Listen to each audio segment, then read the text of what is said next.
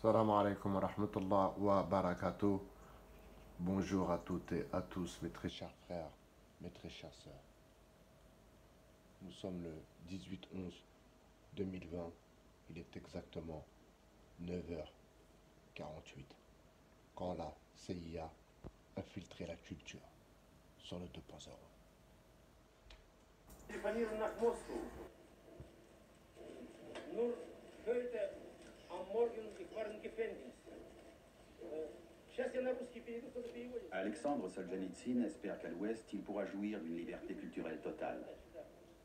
Il ne sait pas que de puissants services secrets sont aussi à l'œuvre de ce côté du rideau de fer pour contrôler le monde de la culture.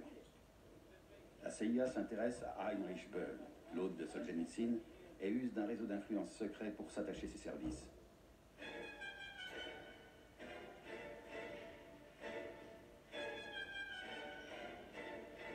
La CIA recrute des représentants de l'élite culturelle occidentale et les utilise pour mener sa guerre froide culturelle. Écrivains, plasticiens, musiciens et compositeurs, tous sont mis à contribution par les services secrets américains. La CIA prête une attention particulière à l'accueil de Solzhenitsyn par Heinrich Böll. Je me souviens très bien du jour où Solzhenitsyn a été déchu de sa nationalité et expulsé de l'Union soviétique. Je prenais les appels dans le bureau de mon oncle à Cologne.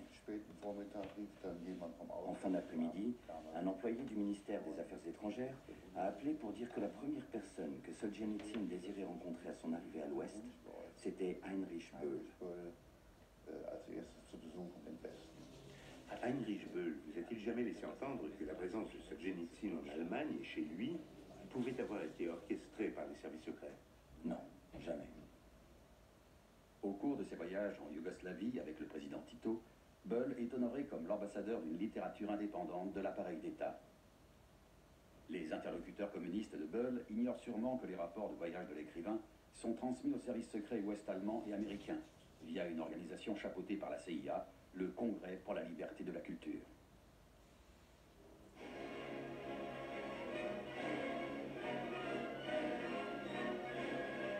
In Berlin traf sich die geistige Elite von 4 Kontinenten zum Kongress für kulturelle Freiheit. Der bedeutende italienische Schriftsteller Ignazio Silone und Sidney Hook, Philosophieprofessor an der Universität New York. Die dreitägige internationale Arbeitstagung fand ihren großen Abschluss in einer öffentlichen Kundgebung am Funkturm unter dem Motto Freie Kultur in einer freien Welt. Der englische Schriftsteller Arthur Koestler sagte abschließend, es sei an der Zeit, der Neutralität Lebewohl zu sagen. Die Intellektuellen des Westens haben ihre Defensivpositionen verlassen. Freunde, die Freiheit hat die Offensive ergriffen.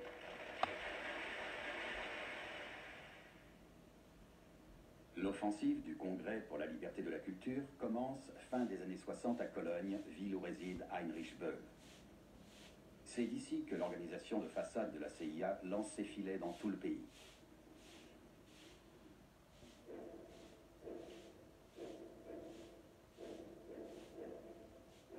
Le responsable secret du Congrès à Cologne est l'éditeur Joseph Kaspar Witsch, ancien fonctionnaire de la culture sous le régime nazi.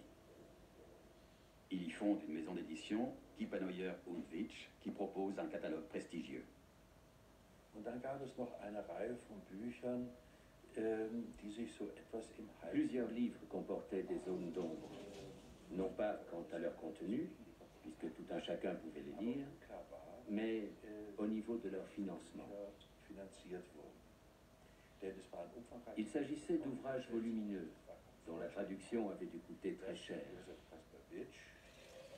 Or, il est peu probable que Joseph Kasparovitch avait les moyens à l'époque de proposer ses livres dans son catalogue sans un financement extérieur.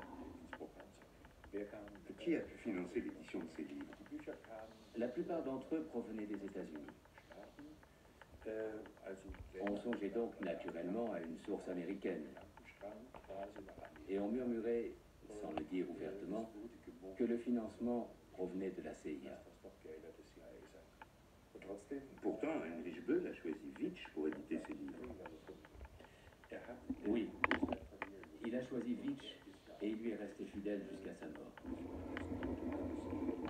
Les deux hommes étaient amis. Ils étaient très proches l'un dans quelle mesure Vitch a mis Heinrich Böll dans les secrets du financement par la CIA. Et si c'est le cas, comment Böll a réagi? Je n'en sais rien. Mes très chers amis, bonjour à toutes et à tous. Bienvenue chez Bernard, bienvenue sur le 2.0. Alors mes amis, à présent, et j'insiste sur le à présent, parce que ce sont des choses qui se savent depuis très très longtemps, en vérité, mais les choses restent dans un tiroir, mais finissent un jour par sortir. Ce qu'on appelle une cold case. Un peu comme la vidéo sur le dentiste marseillais. Alors mes amis, ce qui est intéressant et important pour nous, pour la diversité, c'est qu'à présent, on sait qu'il y a des infiltrés et qu'ils viennent même de notre propre camp. Donc quand je fais la vidéo sur les agents de YouTube, je pense qu'à présent, ça ne vous étonne plus. La culture, la musique, etc. Les Américains, depuis le plan Marshall, alors je vous explique un peu quel était le plan Marshall. C'était du fait que l'Amérique nous a aidés, que l'Amérique est venue à notre rescousse lors du débarquement. Eh bien, nous avions une dette envers ce pays ou cette démocratie plutôt. Alors, ce traité disait que l'Europe devait faire la propagande de la culture américaine. Voilà pourquoi nous avons été inondés de cinéma américain, de musique américaine, etc., etc. À présent, vous le voyez, et j'imagine comme moi, que l'Amérique est bel et bien installée en Europe et que malheureusement, eh bien, tous nos jeunes, excusez-moi, se prennent pour des Américains. Moi aussi, j'ai eu ma période rap, j'ai eu ma période graph, tag. Je suis passé par cet épisode.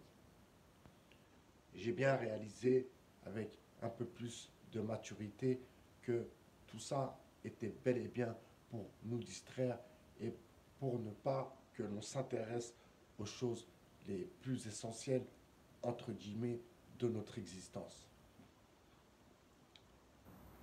Alors, le dentiste conspi, eh oui, fait bien partie de ces gens-là frustrés de ne pas être comme les autres.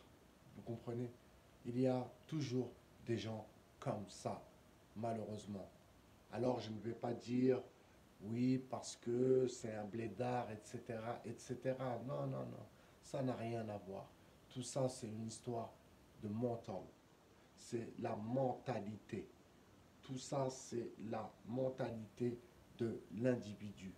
Est-il prêt à rentrer dans la corruption pour gagner un peu d'oseille, ou bien restera-t-il fier jusqu'au bout de sa vie, jusqu'au bout de sa lutte, s'il en mène une?